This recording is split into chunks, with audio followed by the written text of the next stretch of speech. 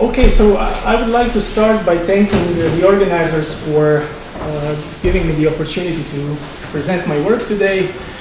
I don't usually get opportunities to present at annual celebrations, so this is relatively new territory for me. And today I'm going to talk about the principle of charity. I started working, at least in a serious way, on the principle of charity 1 year ago approximately. And today I'm going to present some very, very preliminary results. I'm going to try to keep it simple. So I'm going to start with defining charity, with explaining what the principle of charity really is. Then I'm going to try to discuss relatively briefly the applications of charity in argumentation theory and critical thinking, and also justifications and challenges with application of charity.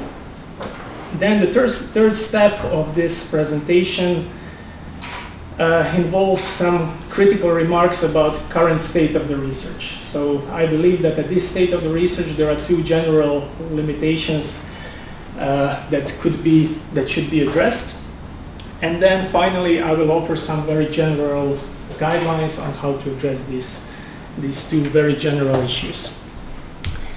So the principle of charity, it's a very well-known concept in academia, I think. It became widely used. So very often you will hear somebody saying, well, that wasn't very charitable of him, he should have been more benevolent.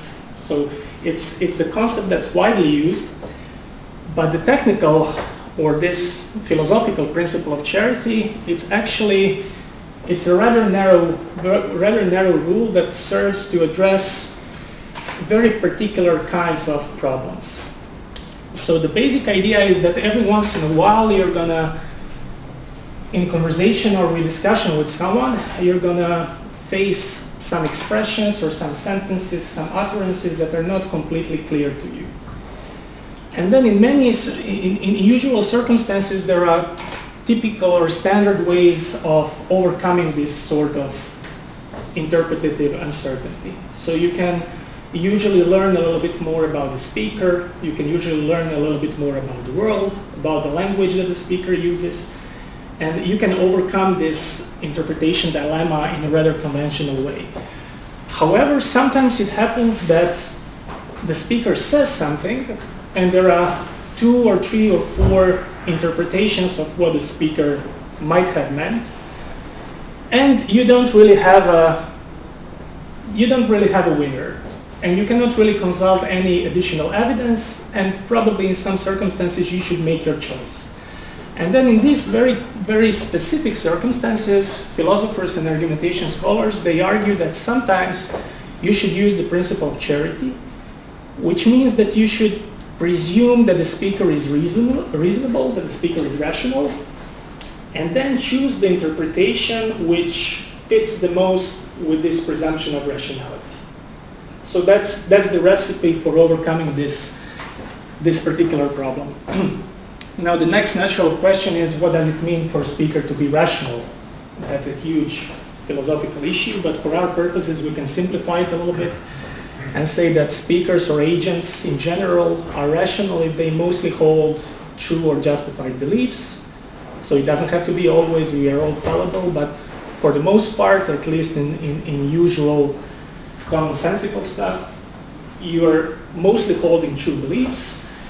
And on this inferential side of the story, you are relatively reliable cognizer. So most of your inferences are meant to follow the basic rules of deductive, inductive, and presumptive reasoning if you are to be held reasonable. So that's what ascribing rationality means in this very, very elementary sense. Now, historically speaking, the principle of charity was introduced in the 50s. The first mention was by philosopher Neil Wilson. However, it gained prominence, or it became more popular in works of Willard Quine and Donald Davidson. And it's important to know that at the very beginning, the principle of charity was used to address very, very abstract philosophical matters. So it was discussed in the context of fighting skepticism about meaning, determining the reference of some expression or some sentence. And it was mostly discussed in these very radical scenarios where you need to understand somebody, or you need to translate somebody's sentences from a completely foreign language while you don't have any knowledge about the background ontology of the speaker. You don't have the background knowledge on the speaker's beliefs. So the good example is this famous Quine's thought experiment about a field linguist who comes at some very distant island, for instance, and needs to construct a translation manual for the foreign language. And then he sees a native saying "gavagai" just upon seeing the rabbit. And now the question is, how do we translate the word "gavagai"? Now, commonsensically, we can translate it as rabbit, but according to Quine, this would mean that we are kind of presupposing our own ontological framework. And Quine tries to argue that if we accept this naturalistic approach to metaphysics and philosophy of language, then we don't really have good reasons to discriminate one semantic hypothesis against the other. So from the pragmatic perspective, we might translate it as "gavagai" as rabbit, but if we want to be serious philosophers, then other options are equally possible, like undetached rabbit parts or rabbithood. So the point of the story, at least to Quine, is that the reference remains undetermined, but the principle of charity, or presuming the speaker's rationality, can still be helpful in eliminating some very implausible hypotheses, like rabbit means a snake or rabbit means an elephant. If you presume rationality of the speaker, then these hypotheses don't really make much sense. And again, principle of charity can have some pragmatic value in everyday contexts, but in this difficult metaphysical story, it doesn't really help that much. Now this is where the story changes a little bit. So in the late 70s, the principle of charity is adopted. It's like taken from this very abstract theoretical context of metaphysics and philosophy of language, and it's transported in a pragmatic context of everyday conversation. So argumentation scholars like Michael Scriven and Trudy Gauvier, so I put their pictures there because they were like pioneers. Their early works are very influential in this discussion, contemporary discussion on charity. So they are trying to see what role could the principle of charity play in ordinary conversations between normal people. So not in these very distant scenarios where the field linguist comes to some island and tries to translate the unknown language, but Mark and Susan are discussing something, and Susan says something. They share the language, they share a lot of common beliefs, but still Susan says something that Mark doesn't quite understand. So in these particular circumstances, can the principle of charity play any role?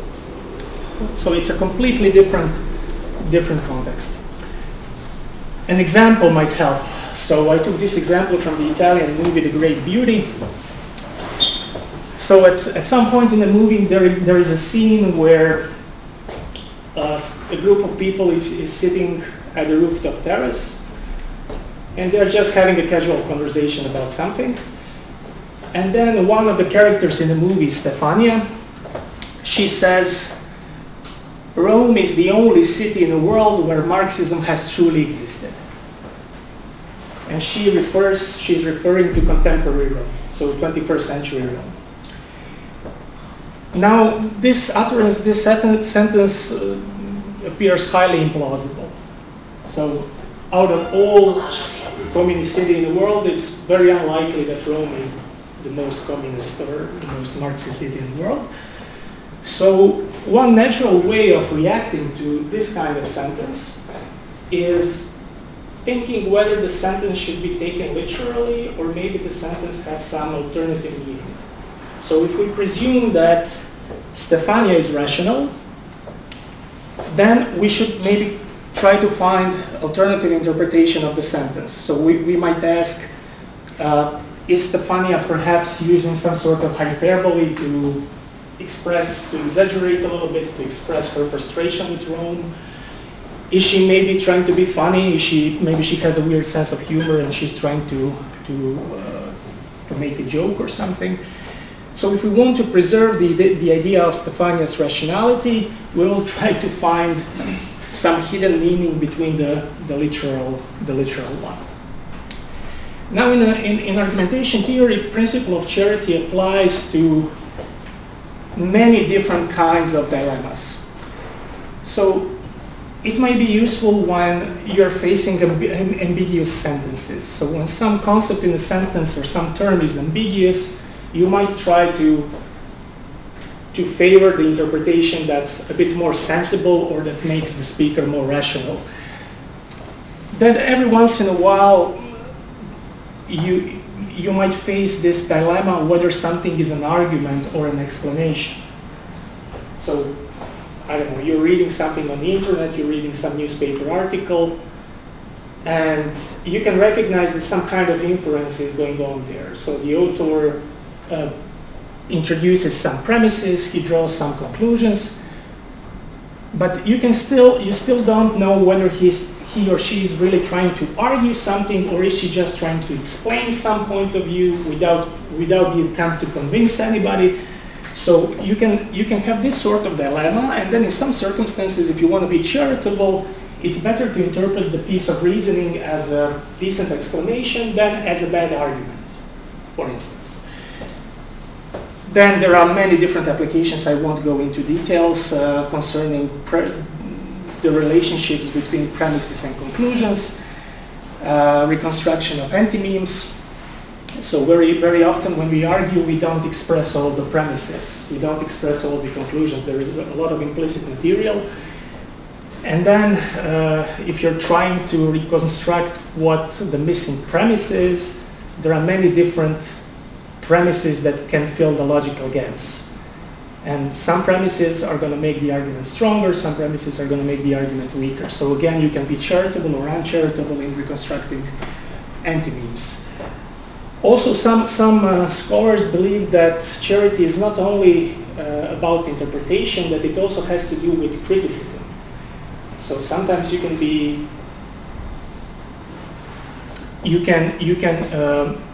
fair or unfair in your criticisms, and this kind of reflects the degree of charity.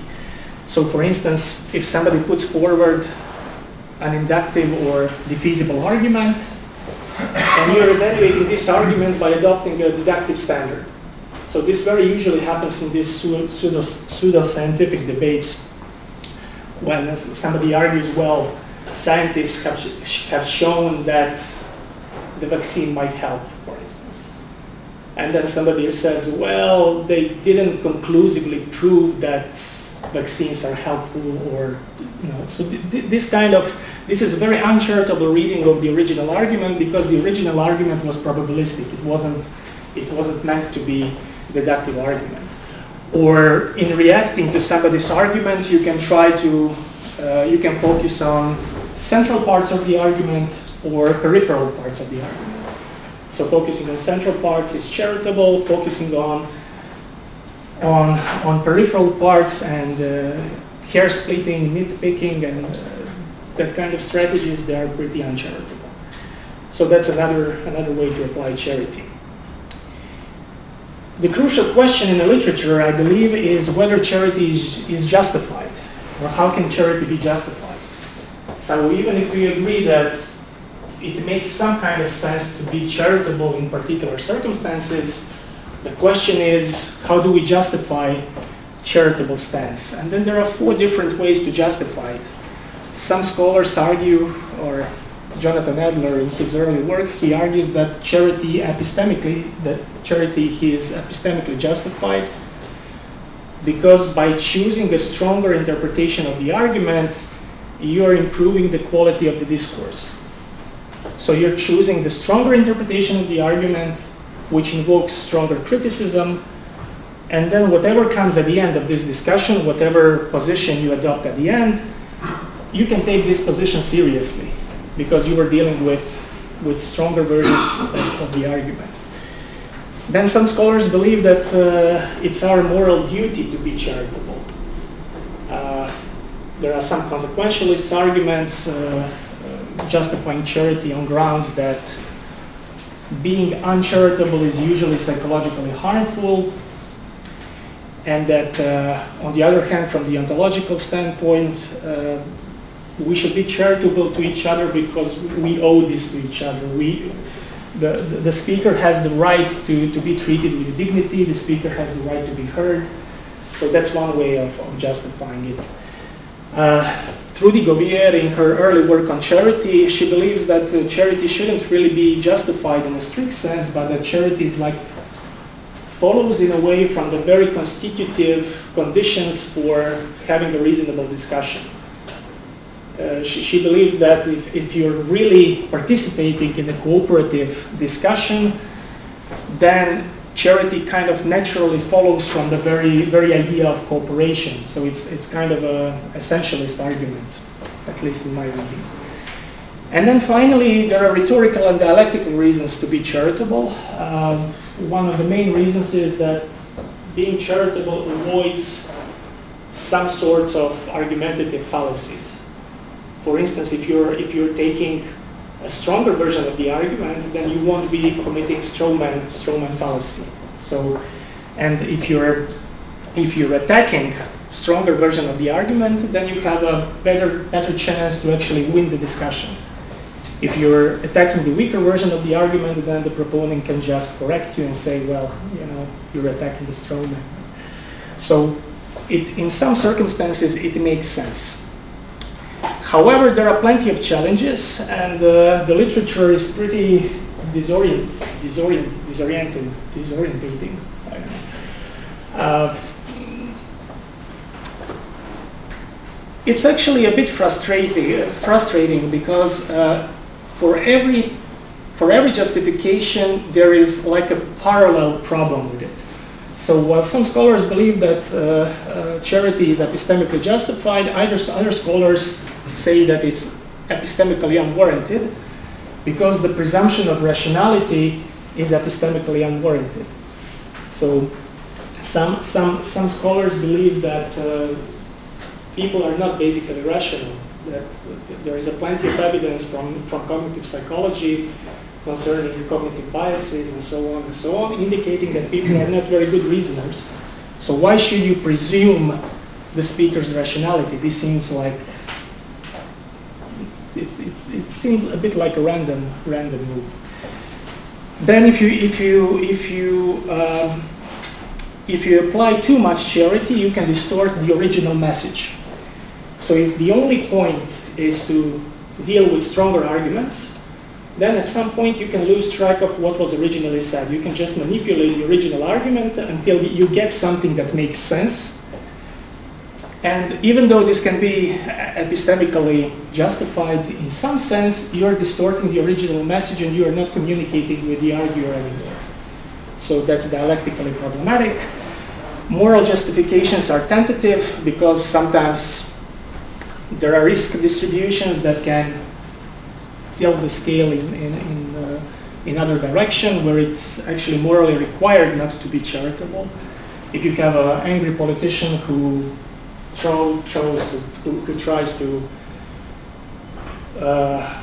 who is threatening to implement nuclear weapons and so on, then maybe it's not very good to be charitable to that sort of person. So it depends on moral justifications that are relative to particular cases. Also, sometimes being charitable is also dialectically problematic, because if you're constantly choosing stronger interpretations, then a lot of your criticisms will be silenced. So let's remember that charity is applied in circumstances where 2 or 3 interpretations are equally possible. So if you're always choosing stronger interpretations that you cannot really criticize because they're pretty plausible, then a lot of your criticisms that could be relevant will not enter the public sphere, so to say. And also some scholars like Johnson, Paglieri, Stevens, they mentioned that being charitable is not easy. Sometimes it seems like being generous to somebody that this is a relatively easy task. But in some circumstances, being charitable requires a lot of knowledge. So try to imagine that something that Aristotle said isn't really clear to you. And now you're trying to be charitable to Aristotle. I mean, to be really charitable to Aristotle, you should know your Aristotle. You should go through his books. You should find interpretation that fits the most with the broader theory. You should probably learn ancient Greek. You should read the commentators. So it's really cognitively demanding to be charitable to well, at least to philosophers. And now I'm going to move to these two general limitations of the current scholarship. So state-of-the-art part of presentation is over. So as you might have noticed, the discussion about charity is pretty rich. So there are plenty of conceptions, different conceptions of charity, pro and contra arguments. However, I think that two things are missing in the contemporary research on charity.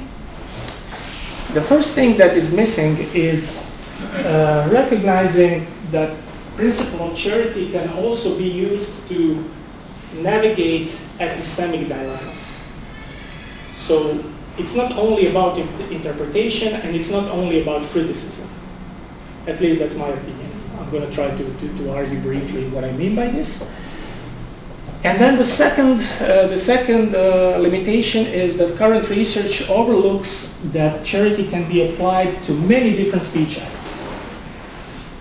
So let me move to understand the first limitation. We need to go back to the original example of Stefania, who believes that Rome is a Marxist city. So the first application of charity would be to try to find alternative meaning to her sentence, saying something, well, Stefania, she's not serious, she's just making a joke. But let's assume that Stefania disagrees with it. Let's assume that Stefania really wants to be taken literally. So she really believes that Rome is a Marxist city. And let's also assume that the other protagonist in the movie, Jep, disagrees with this highly controversial statement. The third thing that we must assume for the sake of the argument is that Stefania and Jep are epistemic peers. So they are equally epistemically competent. In this case, we have a case of what social epistemologists call peer disagreement. It's been a huge topic in social epistemology for the past 15 or even 20 years. And now, while argumentation theorists, they understand disagreement as some sort of initial condition that should be resolved by arguments. So argumentation scholars, when they talk about disagreement, they speak of something that motivates discussion. So we disagree, and we don't want to disagree anymore, we want to find a solution, so we start discussing the issue. However, social epistemologists, they treat disagreement as a kind of evidence. So if I believe P, and Stefania believes not P, and we are epistemic peers, then this fact of disagreement must influence my epistemic credence. It must influence what I believe. It must have some sort of repercussion on the degree of plausibility I'm going to ascribe to this claim. So in these circumstances, Jep can react in three different ways. He can say, well, I stick to my guns. I still believe that Rome is not a Marxist city. What Stefania is saying doesn't make any sense. She couldn't convince me. Whatever she does, she will not convince me. So I remain steadfast, and I stick to my guns. The second approach is called in the literature the conciliatory approach, or the conciliatory stance, where Jep would say something like,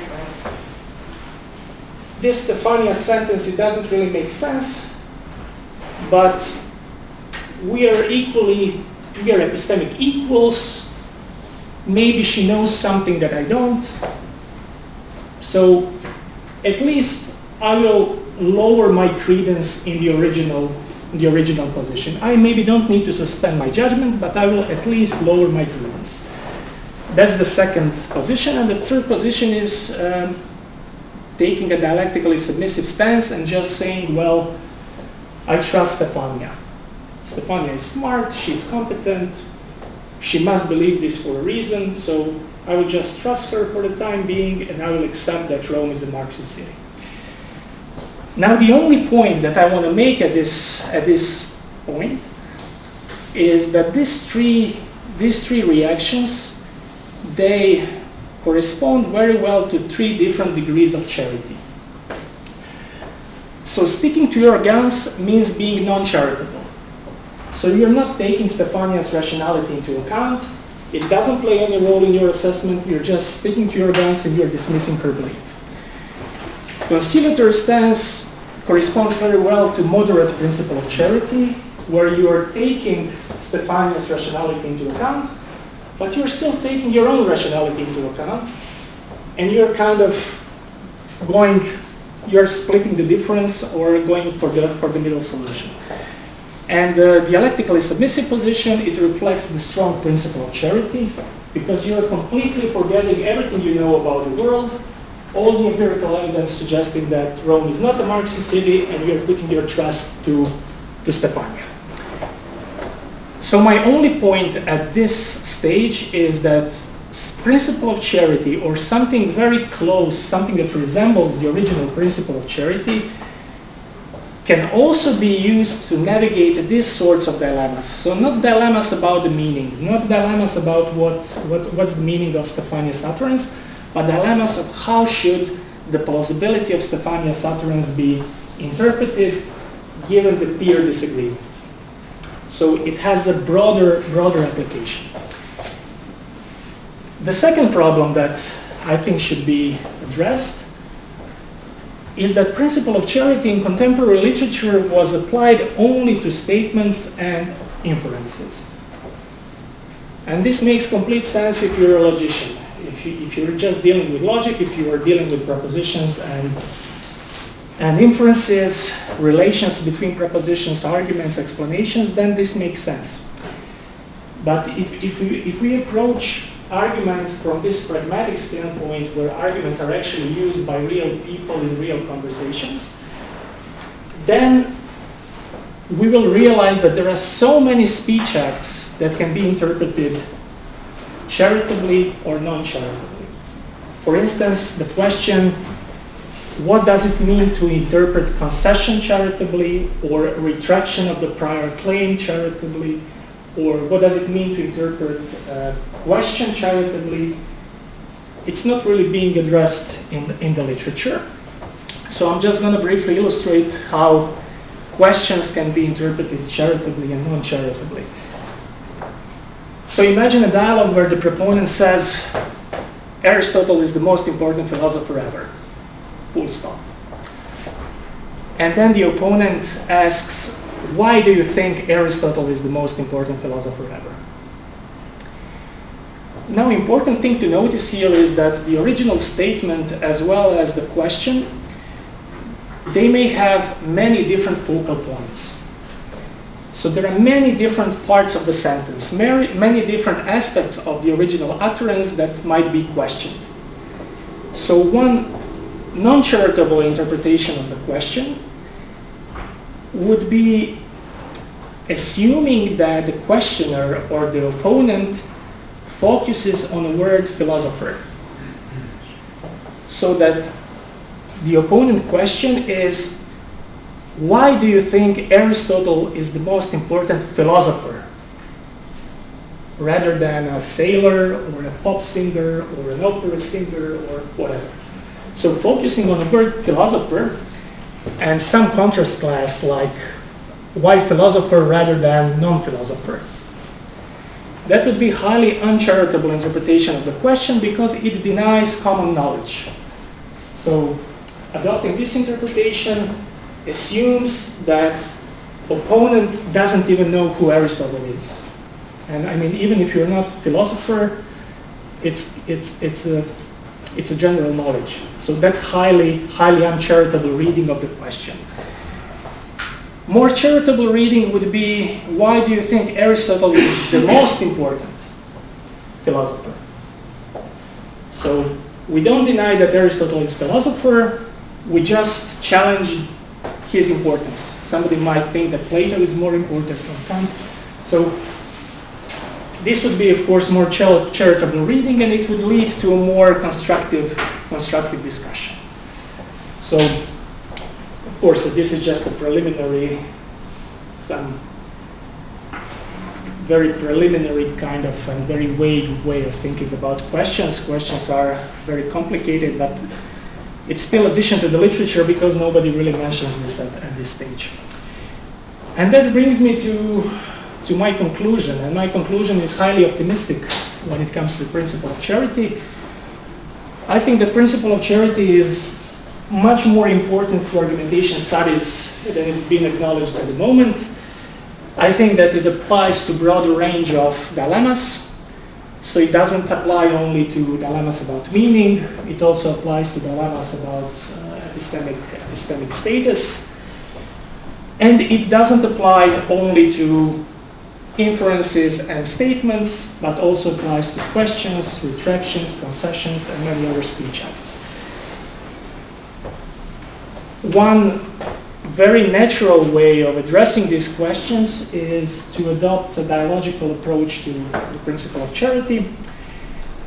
So when I say dialogical or dialectical, and when I say dialectical, I don't mean to quote Hegel or Marx or any of these guys. Dialectical approach to argumentation, well, it's as a main historical source, there is always Aristotle with his topics. And it generally means approaching argumentation as a pragmatic tool for resolving some communicative problems, adopting this conversational approach to argumentation, where argumentation is used in a dialogue. So it's not just a monological thing that happens in your head, it's actually something public, it's actually something that happens between people. Also, argumentation, according to dialectical approach, is used mostly to overcome disagreements. And in the contemporary dialectical theories, it's been defined as a speech act. So contemporary dialecticians, they think that arguing or argumentation is actually a complex speech act. So adopting this kind of approach has all the necessary ingredients of the story that I was previously trying to tell. So we have a conversational context, there is a disagreement that creates particular sorts of difficulties. We are adopting this pragmatic approach based on speech act theory. So it seems like a very, very natural way to avoid previous issues. I already said all of these things. So I'm going to end up here, and thank you so much.